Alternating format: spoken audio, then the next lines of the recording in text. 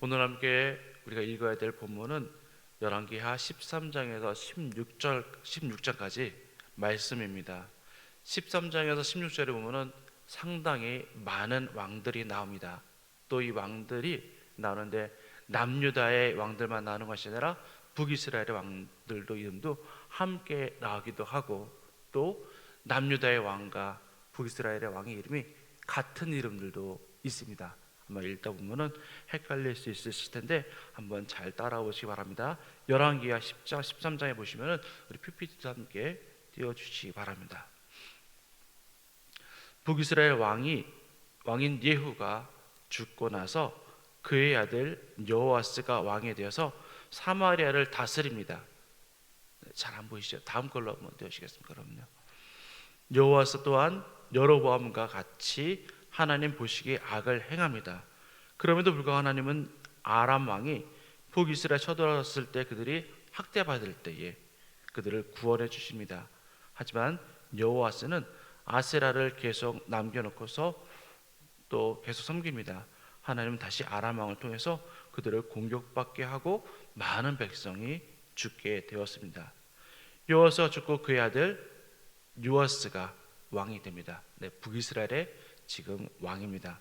북이스라엘 왕 요아스는 엘리사가 죽을 병에 들었을 때에 방문하여서 아람에 대한 앞날에 대한 그런 예언을 또한 듣게 됩니다. 남유다로 넘어갑니다. 14장에는 남유다 요아스가 죽고 그의 아들 아마샤가 왕이 됩니다.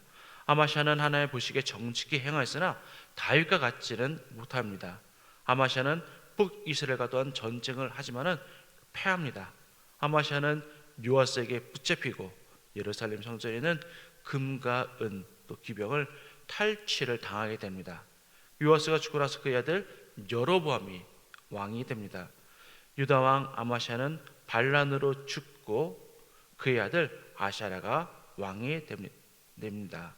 여로보암은 북이스라엘 왕 영토를 또한 회복하지만 하나님 보시기에 계속 악을 행합니다. 15장은 유다 왕 아마샤는 하나님 보시기에 정직히 행하였지만은 또 산당을 제거하지 않아 백성들이 여전히 상당에서 제사를 드리게 됩니다. 하나님 아마샤에게 나병을 주어 그 아들 요담 11대 왕이죠. 요담을 왕위를 이어받습니다. 북이스라엘은 여로보암이 죽고 그의 아들 스가랴가 왕이 되지만은 그는 또 하나님의 보시기에 악을 행합니다. 그가 왕이 되지만은 살룸이 반역하여서 스가랴를 죽이고 그가 왕이 됩니다. 14대죠. 북이스라엘 14대. 살룸이 왕이 된 지 한 달이 되었을 때 또다시 무나임이 반항을 일으켜서 그가 왕이 됩니다. 무나임 또한 하나님 보시기에 악을 행하였고 아수르가 쳐들어오자 백성들에게 그 강탈을 하여서 돈을 빼앗아가지고 아수르 왕에게 바칩니다. 그래서 쳐들어오지 못하게 합니다. 무나임이 죽고 그의 아들 브라히아가 왕이 되지만 그 또한 하나님 보시기에 악을 행합니다. 베가가 또한 무나임을 죽이고 왕이 됩니다. 다시 호세가 반역하여 베가를 죽이고 왕이 됩니다.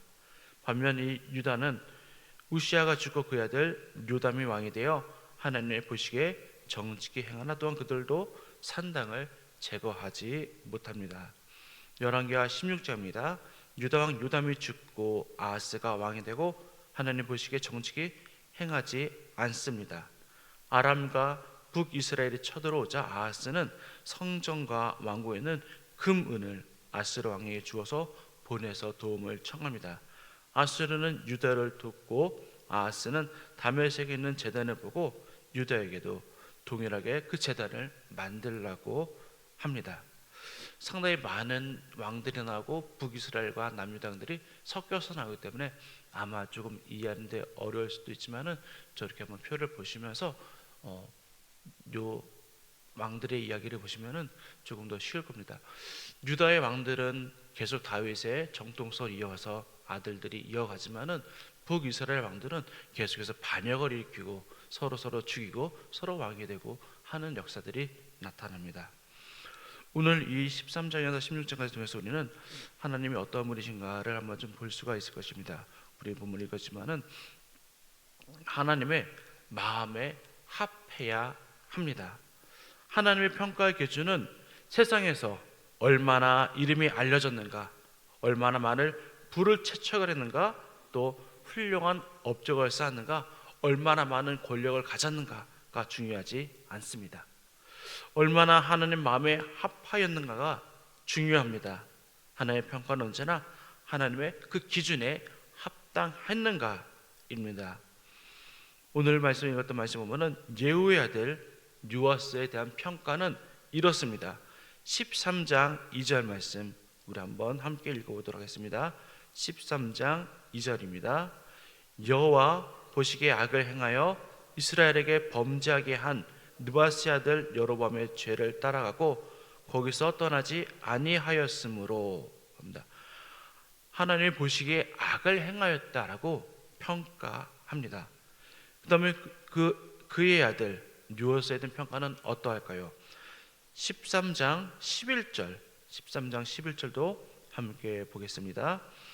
여호와께서 보시기에 악을 행하여 이스라엘에게 범죄하게 한 느바스의 아들 여로보암의 모든 죄에서 떠나지 아니하였고 그 가운데 행하였더라.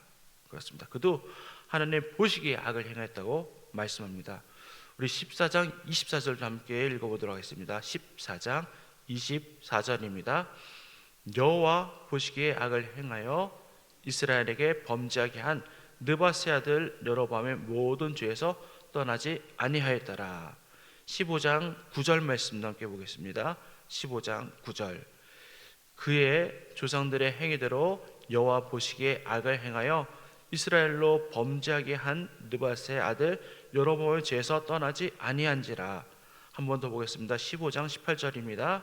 15장 18절 여호와 보시기에 악을 행하여 이스라엘로 범죄하게 한 느바스의 아들 여로보암의 죄에서 평생 떠나지 아니하였더라. 모든 평가는 하나님의 보시기에 악을 행했는지 또 하나님의 원하시는 듯 행했는지 그것이 하나님의 판단 기준입니다.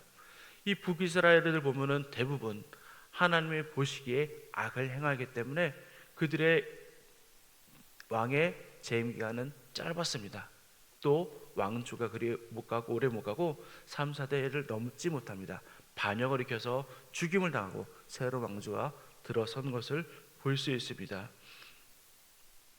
이들이 사람들에게 또는 이 나라에 얼마나 큰 일을 했는지 훌륭한 일을 했는지가 중요한 것이 아닙니다.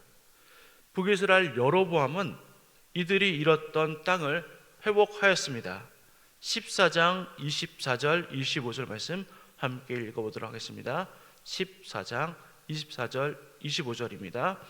여호와 보시기에 악을 행하여 이스라엘에게 범죄하게 한 느바스의 아들 여로보암의 모든 죄에서 떠나지 아니하였더라. 이스라엘의 하나님 여호와께서 그의 종 가데벨 아마떼의 아들 선지자 요나를 통하여 하신 말씀과 같이 여로보암이 이스라엘 영토를 회복하되 하맛 어귀에서부터 아라바 바다까지 하였으니. 여기서 여로보암은 그 분열 왕국의 초대 여로보암이 아니라 두 번째 여로보암입니다. 그는 잃었던 영토를 회복합니다. 하맛 어귀에서부터 아라바 바다까지 그 많은 영토를 다시 되찾아옵니다. 얼마나 잘한 일입니까? 그럼에도 불구하고 하나님의 평가는 하나님의 보시기에 악을 행했는지 아니면은 하나님의 마음에 합하게 행동했는지가 중요한 것입니다. 하나님의 마음에 보시기에 정직하게 행한 왕들도 있습니다. 그런데 그것을 정직하게 행한 것으로 끝나는 것이 아니라 하나님의 마음에 합하도록까지 행해야 하는 것입니다. 우리 한번 남유다 왕들 한번 살펴보겠습니다. 14장 3절입니다. 14장 3절 말씀해 보시면은 함께 읽어보도록 하겠습니다.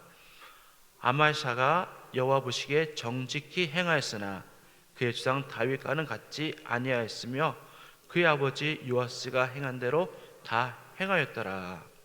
16장 2절도 한번 보겠습니다. 16장 2절 말씀입니다.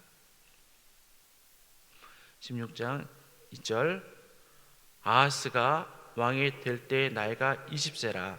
예루살렘에서 16년간 다스렸으나 그의 조상 다윗과 같지 아니하여 그의 하나님 여호와께서 보시기에 정직히 행하지 아니하고. 네. 또 아하스도 하나님께 보시기에 정직히 행한 사람도 있고 정직히 행하지 않은 사람도 있다고 여겨합니다. 여기서 정직하다는 말은 올바르게 정당하게 행했다는 것입니다.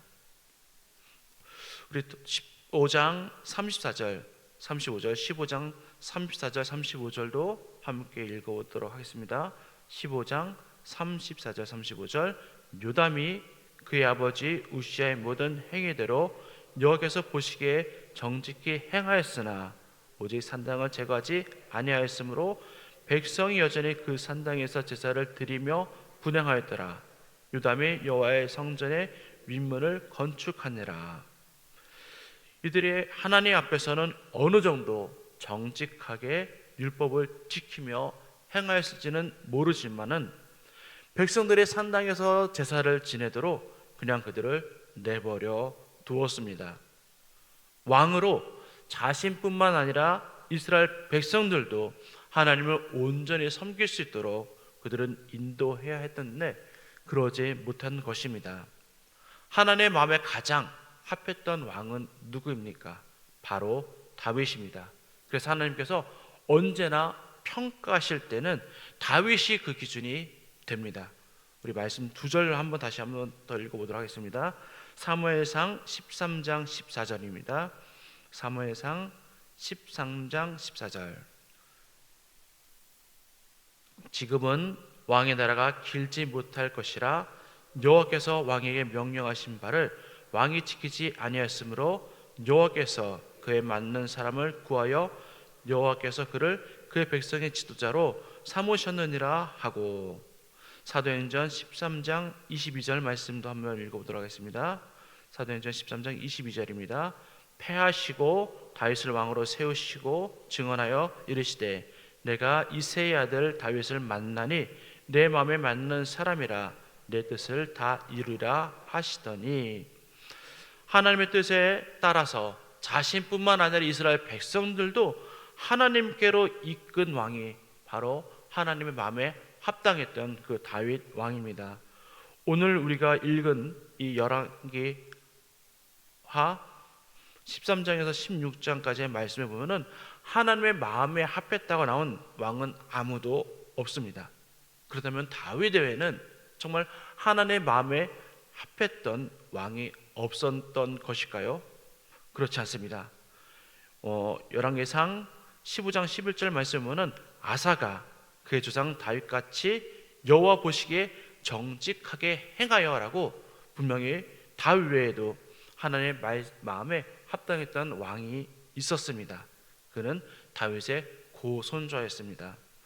하나님 우리를 왕 같은 제사장으로 부르셨습니다. 그렇다면 우리 또한 나 혼자만 하나님의 보시기에 정직한 대로 말씀대로 살아가야 하는 것뿐만 아니라 내 주변에 있는 이들에게도 그들도 하나님의 뜻에 따라 살 수 있도록 우리가 인도해야 하는 것입니다. 그것이 하나님의 말씀대로 하나님의 뜻에 합당한 자로서 살아간다는 것입니다. 지금 우리가 전도 주제를 하고 있습니다. 우리가 오이코스를 작정하였고 그들을 위해 기도하고 있습니다. 이제는 그들이 하나님을 만날 수 있도록 그들을 우리가 잘 권면하고 초청해서 그들 또한 하나님 뜻에 따라 살 수 있도록 우리가 권면하고 초청해야 할 것입니다. 우리가 이 땅에서 많은 재산을, 얼마나 많은 재산을 모았는지, 또 우리가 얼마나 높은 권력에 올랐는지, 또 많은 인기를 누렸는지, 또 많은 사람들에게 존경받는지가 중요한 것이 아닙니다. 그것은 사람들이 그냥 몇 번 박수 쳐면 그냥 끝날 것입니다. 근데 우리가 하나님 앞에 섰을 때에 얼마나 하나님 마음에 합하게 살아있는지가 너무나 중요한 것입니다. 우리의 삶이 나만 말씀으로 지켜서 옳게 정직하게 행하는 것으로 머무는 것이 아니라 우리 주변의 사람들까지도 하나님께 합한 자로 하나님을 알 수 있도록 인도하는 저와 여러분 되기를 간절히 소망합니다. 기도하겠습니다.